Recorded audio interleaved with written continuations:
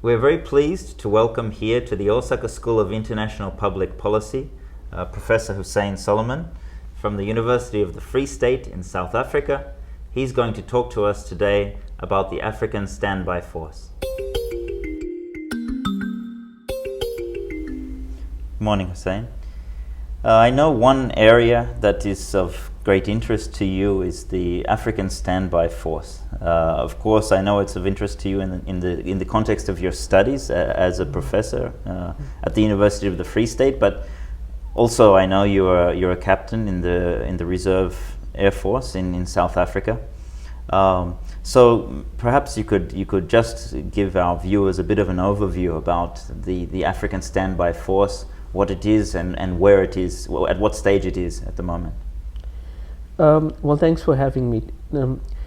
Towards the end of the 1990s, and especially after the Rwandan genocide of 1994, there was a debate amongst Africans about why should the rest of the world care more about Africa than Africans themselves.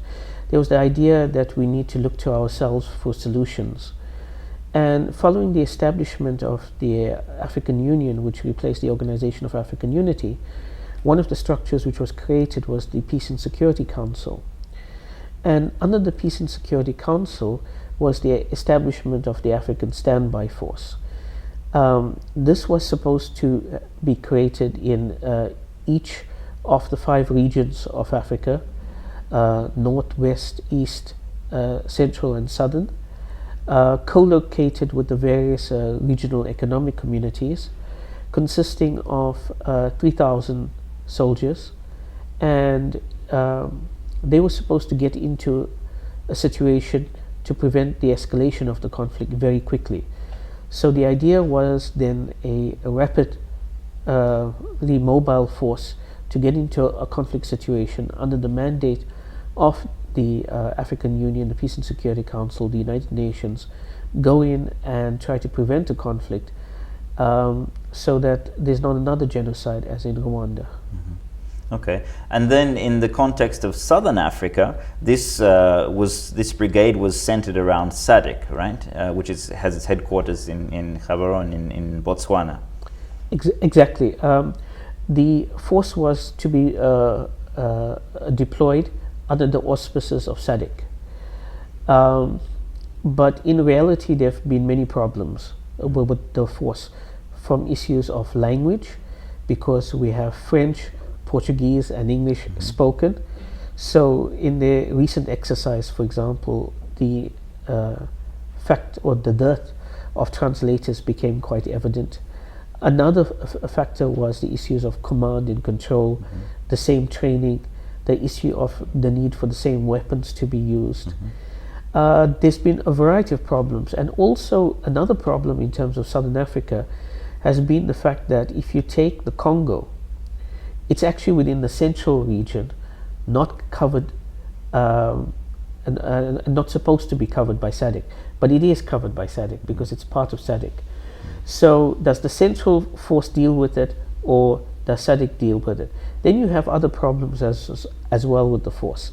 One of the problems is that you don't have the capability to send it on in terms of long-range missions.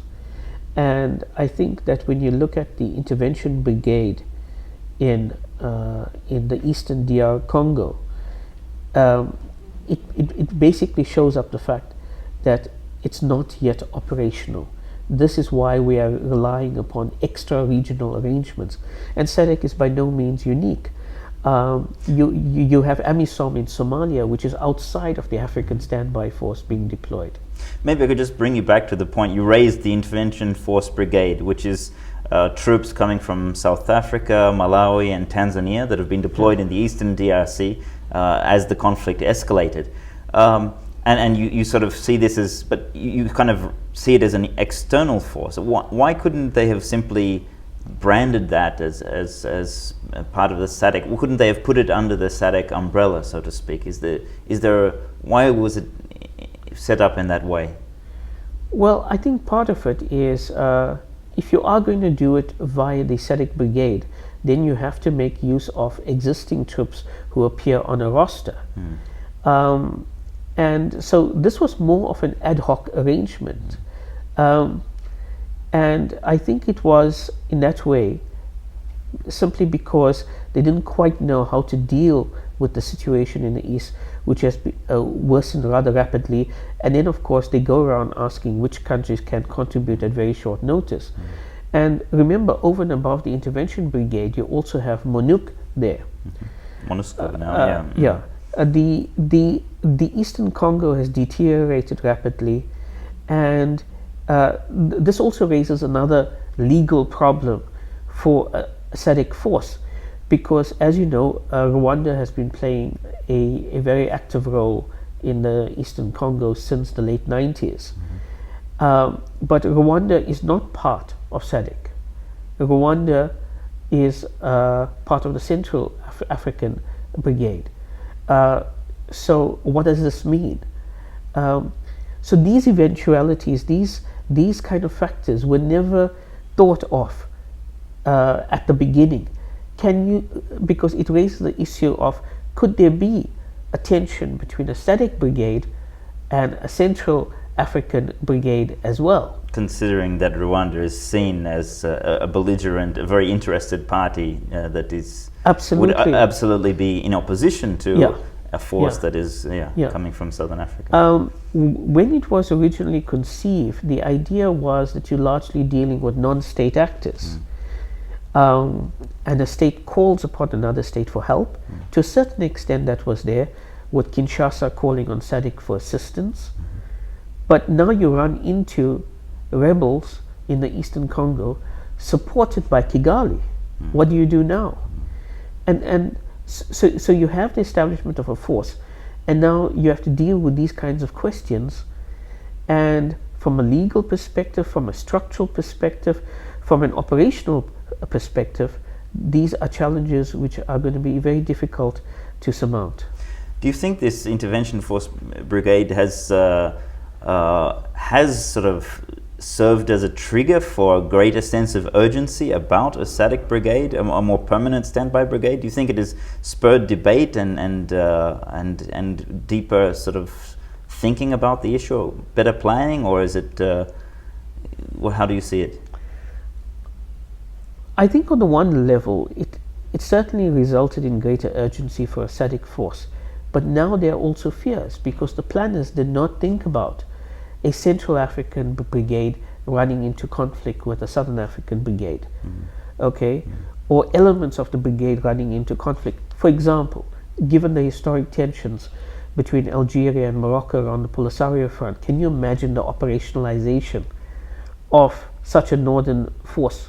Well, that's the key force preventing that. So on the one hand, certainly there's a movement towards the establishment of this, but now you see the consequences. The whole idea was that these various regional economic communities, with the battalion strength level of these different forces, were all going to be operating in one cohesive unit. And it was going to be operational of state actors versus non-state actors. And when you come to the Eastern Congo, all those lines are blurred. And I think they have to go back to the drawing board in terms of each of these issues. Are you optimistic about the future for this, especially in the case of the Southern African SADC brigade? I'm not optimistic for the reasons outlined. I don't see a willingness to actually confront these hard challenges. So it's not just practical, but it's or financial. It's also very much political. It's political and it's legal, because if you take the SADC Charter, unlike the African Union allows for sovereignty to be bypassed in times of for example, a genocide, extreme circumstances. The SADC Constitution doesn't allow for that. The SADC Charter doesn't allow for that. It talks about non-interference in absolutist terms. So, for example, we all know the situation in Zimbabwe has been deteriorated. And there's a strong likelihood it will deteriorate further resulting in more conflict. But I do not see any force going into Zimbabwe, or for that matter in terms of Swaziland, where democracy is held at bay by feudal monarchy and popular protests are quelled. I don't see such a force being deployed, which of course undermines the whole reason for having such a force. So the various regional entities have to get their respective charters changed to make consideration and for it to align itself with the African Union. And that's not done because there's no political will to do that. Sounds like a monumental task. It is. Thank you very much.